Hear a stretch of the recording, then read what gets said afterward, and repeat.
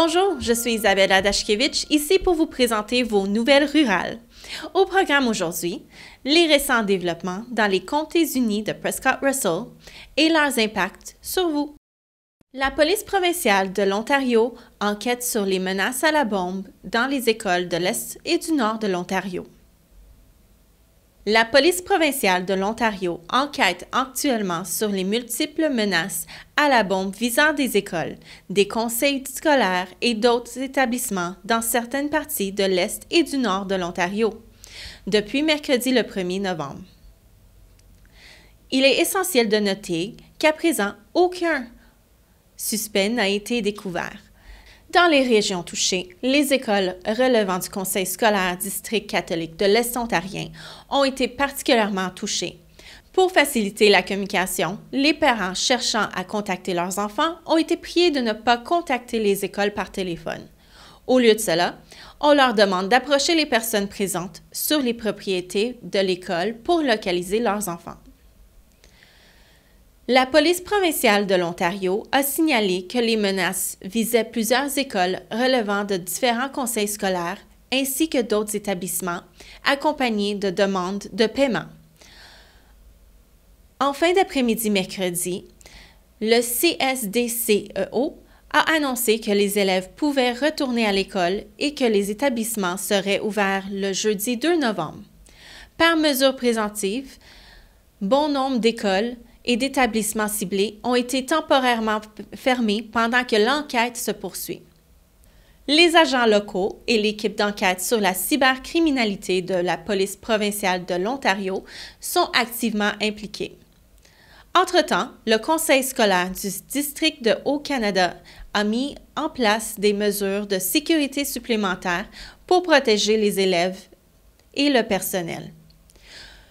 Toutes les portes extérieures des bâtiments scolaires ont été verrouillées, y compris celles des écoles secondaires, et des protocoles d'entrée plus stricts ont été observés.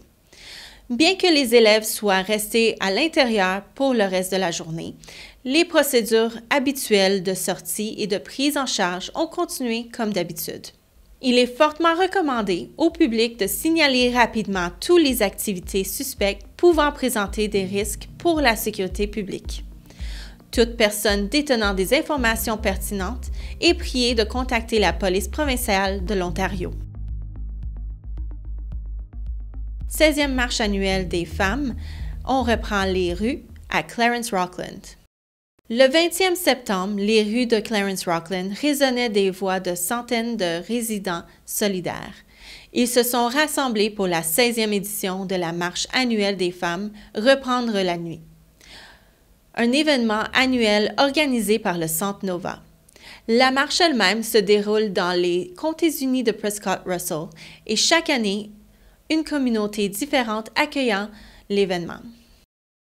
Les agressions sexuelles constituent une épidémie mondiale et la mission de Reprendre la nuit est de mettre en lumière les agressions sexuelles de la violence contre les femmes cachées dans les communautés rurales.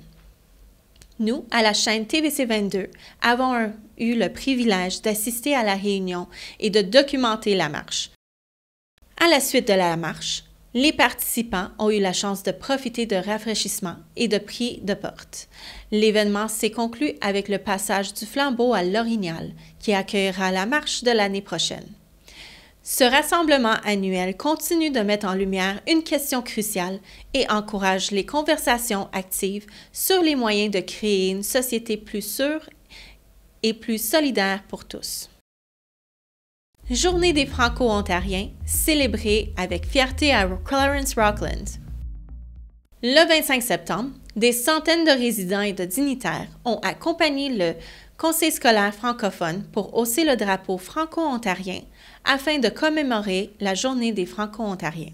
Des élèves du Conseil des écoles publiques de l'Est-Ontario ainsi que le Conseil scolaire catholique de l'Est-Ontarien de Clarence-Rockland se sont rassemblés au monument francophone à Rockland. Parmi les personnalités présentes figuraient Pierre Tessier, vice-président du CEPEO, Jean Lemay, président du CSDCEO, et Trevor Stewart, représentant du député Francis Drouin et conseiller municipal de Clarence Rockland, ainsi que le maire Mario Zante. Tous étaient présents lors de la cérémonie et ont exprimé leur soutien pour la population francophone de l'Ontario. Phase 2 du jardin communautaire. Cette année, de nouveaux plans et initiatives prennent racine dans le jardin communautaire de Rockland. Après une première saison réussie, le jardin communautaire se prépare pour la phase 2 en ajoutant plus de parcelles, des installations accessibles et en élargissant les dons aux banques alimentaires. Le jardin cherche à s'étendre. Avec les fonds encore disponibles dans leurs efforts de collecte de fonds initiaux et aux subventions potentielles à l'horizon, Sarah Lacombe, présidente du Jardin communautaire de Rockland, a exprimé son enthousiasme pour la prochaine phase. À partir de cet automne, le jardin verra des espaces de culture plus grands pour les membres. Lacombe et son équipe s'engagent également à élargir leur programme de dons. La section du jardin dédiée à la culture de légumes pour la Banque alimentaire de Rockland a déjà fourni 3 glacières de taille moyenne remplies de produits frais pour les personnes dans les besoins. Les herbes fraîches sont également les bienvenues dans la Banque alimentaire, offrant aux personnes au budget serré un accès à ces produits précieux. Les efforts ont désormais inclus la fourniture de légumes frais à la Banque alimentaire de Bourgette.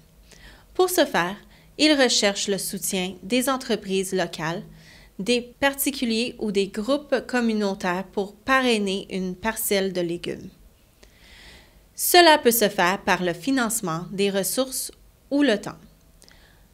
Une plus grande accessibilité est importante pour ceux qui organisent le jardin. La phase 2 comprend des aménagements pour les personnes en fauteuil roulant et en scooter, afin d'aider à la mobilité. Cela inclut les chemins supplémentaires, un nouvel abri et des parcelles de jardin surélevées. Cependant, ces améliorations nécessitent un soutien financier supplémentaire. Selon Lacombe, le financement de la ville, du gouvernement ou par le biais des dons est primordial pour l'installation de ces ajouts. Bien que des subventions gouvernementales soient disponibles, elles sont très concurrentielles. Néanmoins, leur plan est de rechercher des subventions supplémentaires au printemps. Le jardin communautaire de Rockland est également ouvert à des collaborations innovatives. Des entreprises locales comme le Café Joyeux et Koyano Soaps ont déjà contribué en utilisant les produits du jardin dans leurs produits et en faisant un don d'une partie de leur vente pour le soutien du jardin. Alors que le jardin communautaire de Rockland entame sa prochaine phase, la croissance n'est qu'une question de temps. Ouverture de Sharp Skates et programme de dons. Le magasin professionnel Sharp Skates a ouvert ses portes à l'Arena de Rockland le 2 septembre aux côtés de leurs initiatives de dons pour redonner à la communauté. Sharp Skates vise à collecter des patins usagés auprès des résidents pour les remettre en état et les prêter à ceux qui veulent apprendre à patiner. Cette entreprise vise à la fois les passionnés des patinages et ceux ayant des contraintes financières. Marc Pilon, copropriétaire de Sharp Skates, a commenté sur l'importance du programme. On veut aider. Ouais. C'est tout ce qu'on veut faire, on veut aider. On donne un service exceptionnel à la communauté. Linda Pilon, la partenaire commerciale et de vie de Marc, ainsi que copropriétaire, a expliqué qu'à partir de septembre, ils avaient déjà acquis 10 paires de patins. Avec l'ouverture de la patinoire publique en octobre, ils prévoient une bonne saison.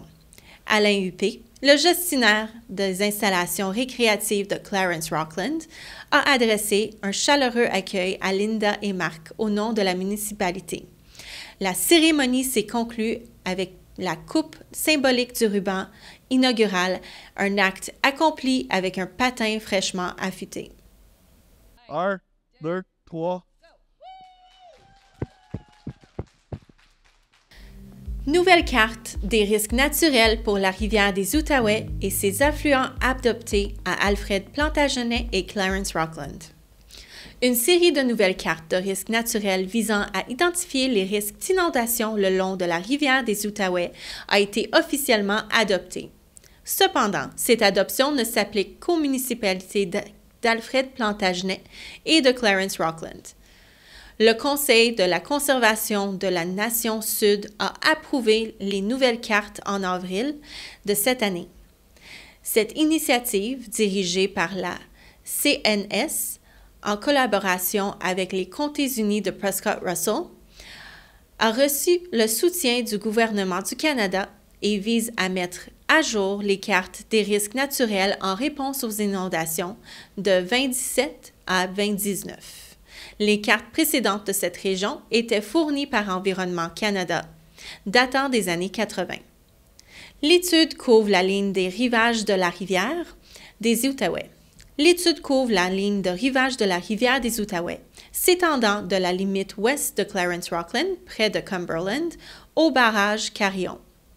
Elles utilisent des données topographiques à jour, des modèles de ressources en eau et des relevés sur le terrain pour mieux comprendre la rivière.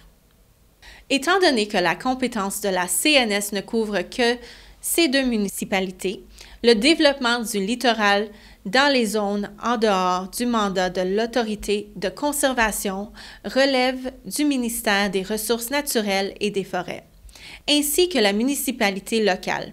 L'Autorité de conservation devra demander une extension de sa compétence auprès d'autres municipalités voisines, telles que la ville de Hawkesbury et des cantons de Champlain et d'Est Hawkesbury. Cela nécessitera l'approbation des 16 autres municipalités membres de la CNS. Le canton d'Alfred Plantagenet a étendu la compétence de la CNS en 2014, suivi de la ville de Clarence Rockland en 2020. Depuis qu'ils ont rejoint la CNS, ces deux municipalités ont pu bénéficier des programmes de l'Agence axés sur la prévision des inondations, l'alerte, la cartographie des plaines inondables et les permis réglementaires. Le but principal de ces cartes et réglementations est de protéger les personnes et les biens contre les risques naturels tout en guidant les pratiques de développement durable. Seul le temps dira si les autres municipalités seront sous la CNS. Avertissement. Appel frauduleux se faisant passer pour la Fondation des maladies du cœur pour piéger les résidents locaux. Le détachement de Hawkesbury de la police provinciale de l'Ontario lance une alerte publique concernant des appelants actifs ciblant les résidents locaux. Les appelants se font passer pour des représentants de la Fondation de la maladie du cœur. L'appelant informe la victime qu'elle a remporté une grosse somme d'argent ainsi que des équipements de cinéma maison.